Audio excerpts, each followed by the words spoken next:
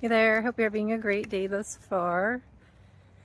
I'm walking because I do a lot of my meditations well, my best ones, but I'm kind of in my subconscious all the time actually. But my best meditations, some of the best, have been while I'm driving. Don't try that, by the way, unless you're really skilled because it's dangerous. But what it is, or walking. Or running. That's why runners a lot of times run, because they will go into their subconscious, because their conscious mind is focused on the task. Like driving, your conscious mind is focused on the driving, so therefore it allows you to go into your subconscious mind. But you have to be careful with that, because if you're not skilled with getting into your subconscious, which is your dream state, you could fall asleep. So please don't do that unless you have a lot of practice and you can pull yourself out of it. So anyway, little disclaimer there. But one of the things that I've been really delving into, which is very interesting to me, which I'm enjoying, is I've been going back to Egypt a lot and experiencing and understanding a lot of kind of what happened, where I came from, and how we got to this point. That's really important because I'm delving into and looking into my greater self, higher self, whatever angelic self, whatever term you want to give her. And I'm seeing a lot of similarities to the time frame that we have going on right now. See, Egypt, there were a lot of gods, both feminine and masculine. And that's when the angels were here last time. For the most part, I don't think, let me think, there weren't all of them, but a lot of them. For instance, Ra, the sun god, Ra Shael, which is known for, the third eye, he is one of the firstborn angels under the twin flames. His soulmate was Namenna or Amen, but you don't hear a lot about her from back then.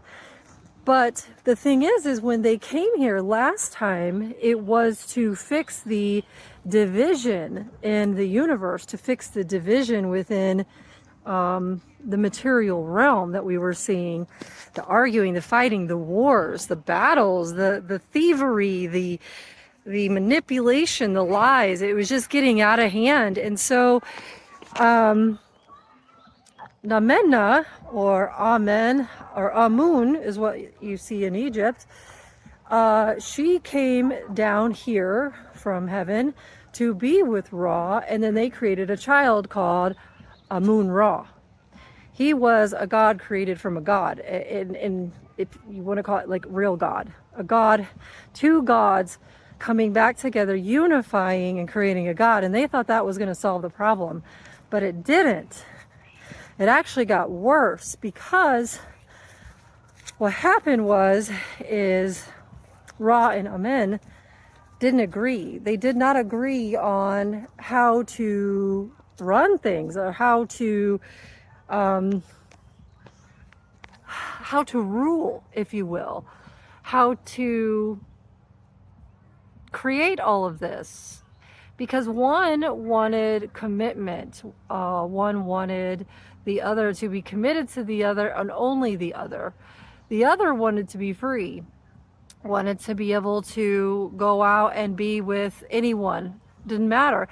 Because love is such an interesting energy, because love really has no boundaries. It doesn't have any limits. You can love and be in love with more than one person. You can, if you're skilled with energy, you could be with multiple people at multiple times in multiple lives at the same time, because there's really no time.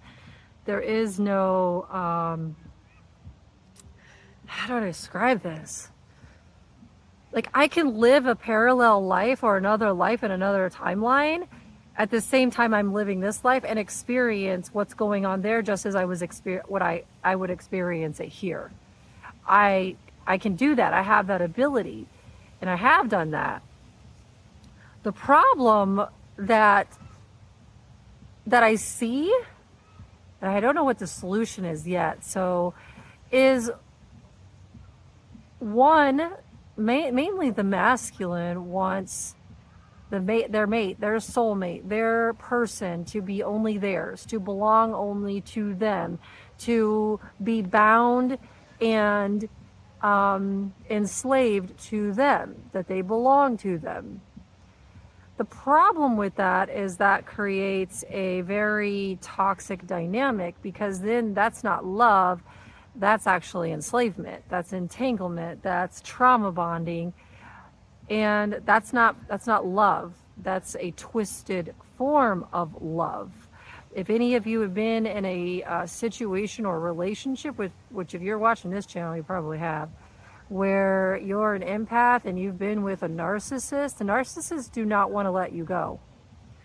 They will do whatever it takes to make sure that you are bound to them, that you are in their control, and they'll do whatever it takes. They will manipulate, they will lie, they will steal, they will cheat, they will kill, anything. What did my ex used to say? The ends justify the means. Whatever it takes to keep me stuck and enslaved within his idea of a utopia.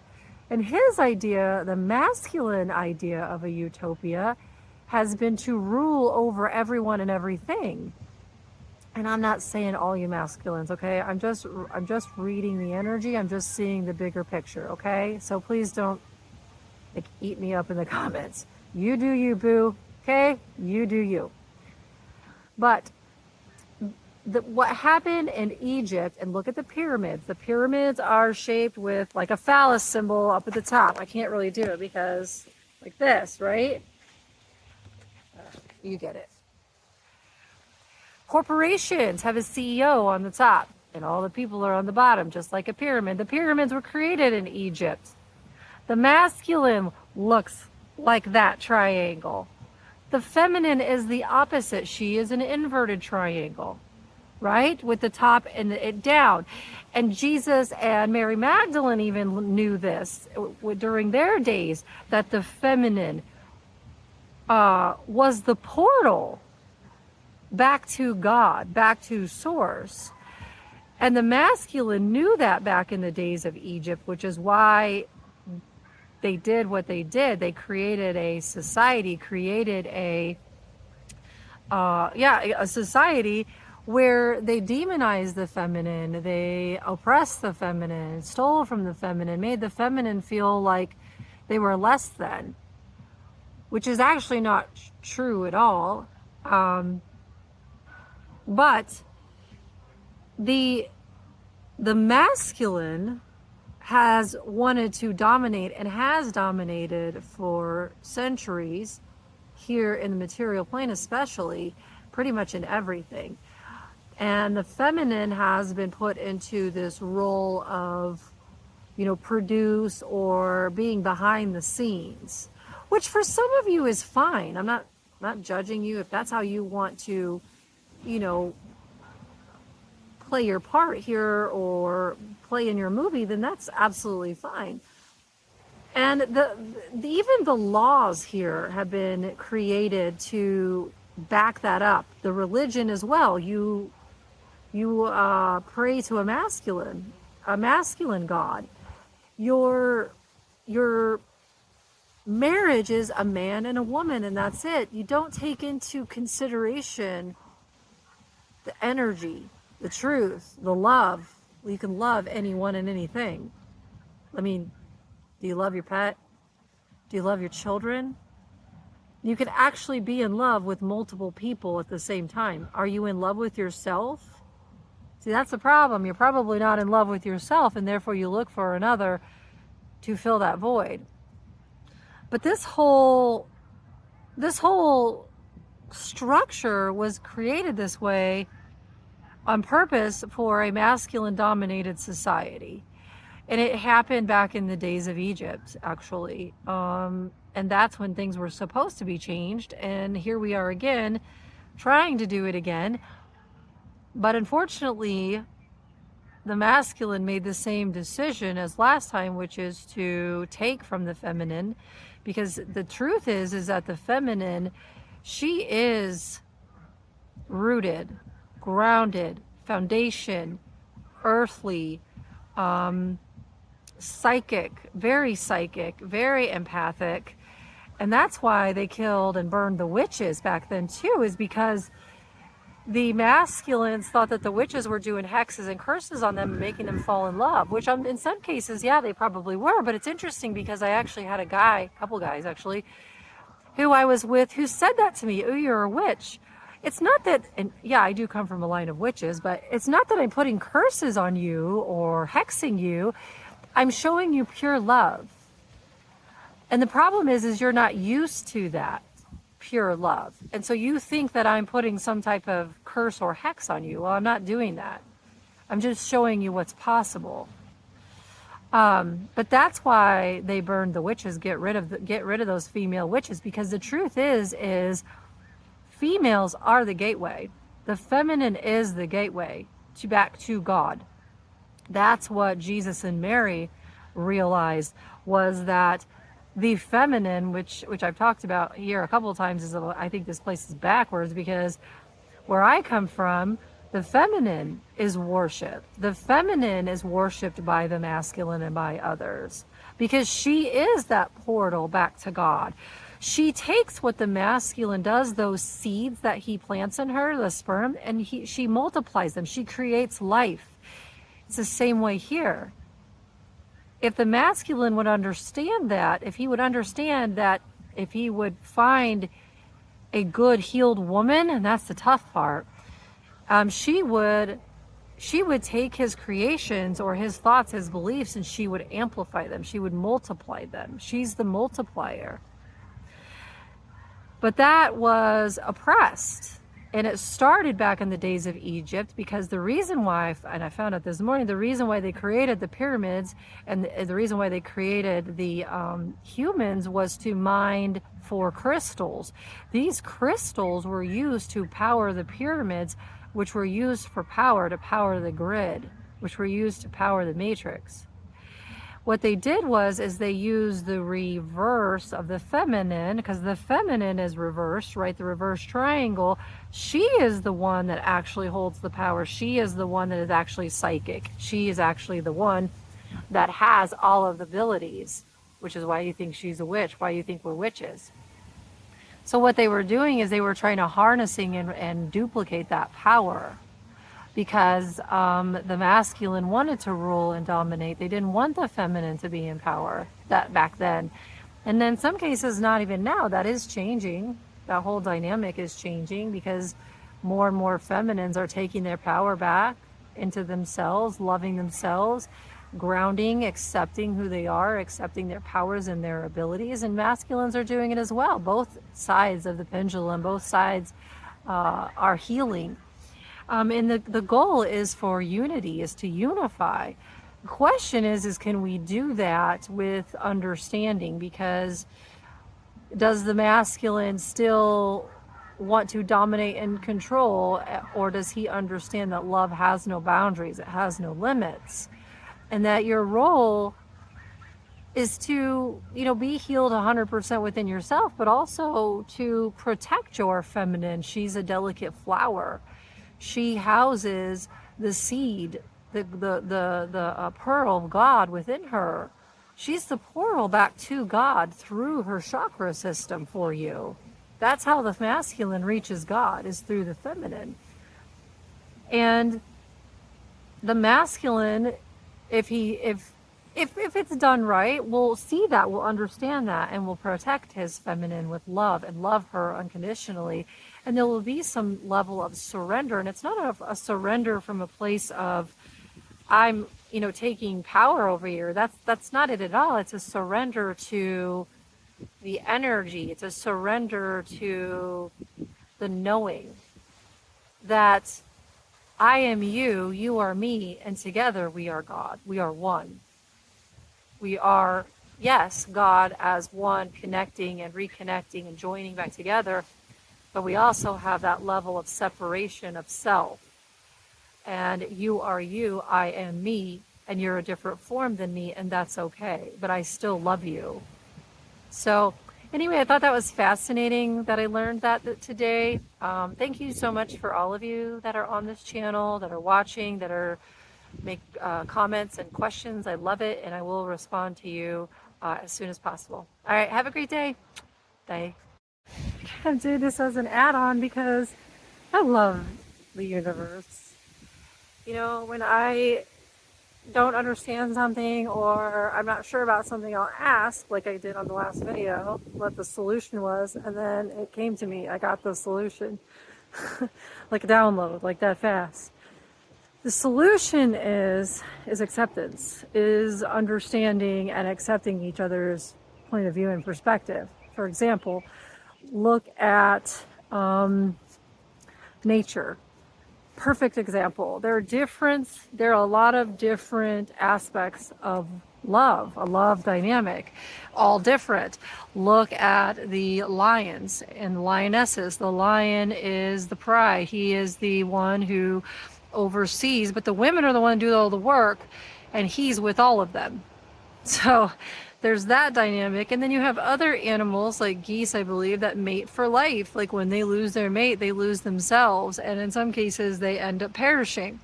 So there's that dynamic. The other dynamic is like bees or ants, where they have a queen and all the workers work around her. Those are three totally different love dynamics. And love is, in my opinion, our biggest problem, because it's become so twisted, so convoluted. So much hurt, so much betrayal. We don't even know how to love each other. We don't even know how to respect each other, accept each other for how each other's living and their decisions and choices. And I think that's it. I think the solution is, number one, you have to know who you are, what you want, which dynamic do you want to be in. And then number two is aligning yourself with individuals who fit into that dynamic and want to be a part of that with you. And number three is we have to come to a point where we accept each other's dynamics, whether that's mating for life, whether that's poly, whether that's bisexual, whatever mode, whatever of love you choose is okay. I guess that goes back to saying that love has no boundaries, and it shouldn't. It should not be just this or that. It should be, look at all of it, because everybody's going to want to live their life differently, and that's okay. It should be okay. We shouldn't create laws and rules and guidelines that say it has to be this way or that way, because that's not fair and that's not true. And the funny thing is those people that create those laws and rules and guidelines, if you look into their energy and them and the things that they hide, they're not even following their own rules that they create for everybody else. So that's when it becomes a big problem. Anyway, there you go. Have a great day.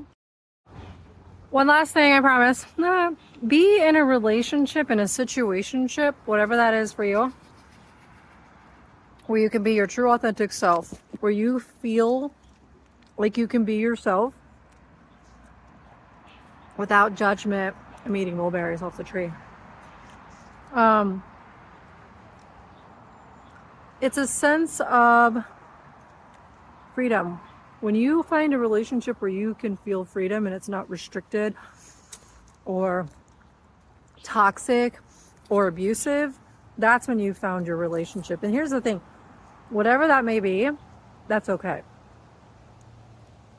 And that's where we need to really start changing things, I think, is that we need to accept each other's decisions and choices on what's best for them for their life. As long as you're not hurting another person and you're living your life for you, what does it matter what that situation looks like? What right does anyone have to tell you how to live your life? Especially when you're in your bedroom. Or how to raise your kids, or whatever, right? As long as you're doing the right thing. But that's what I see. I see that we are going to get to a point where we accept, and it's already becoming acceptable. They're already talking about these types of relationships publicly. And I think it's amazing to have gone through coming out of the oppression of sexuality, of others telling others how they have to live their life. Like, we need to stand up for our freedom to be who we want to be, how we want to be, and how we want to do it. And not waver from that. Sometimes we're going to have to be an asshole, a villain, and stand up and say, no, we're not doing that. No, you're not treating me like that. No, I'm not accepting that law. No, I'm not accepting that religious belief. If you want to believe that, that's fine. That's on you. You have free will. So do I. Don't push your beliefs on me. And that's what happened with the masculine and the feminine, is one wanted to push their idea of a utopia onto the other. The other said no. The feminine said no. And so then there was an attack and a war on the feminine, which is what we have today. Not 100% today, because they're coming out of it. And the feminine, again, is rising up into her sense of self and power. But that's how that all happened. Anyway, have a great day.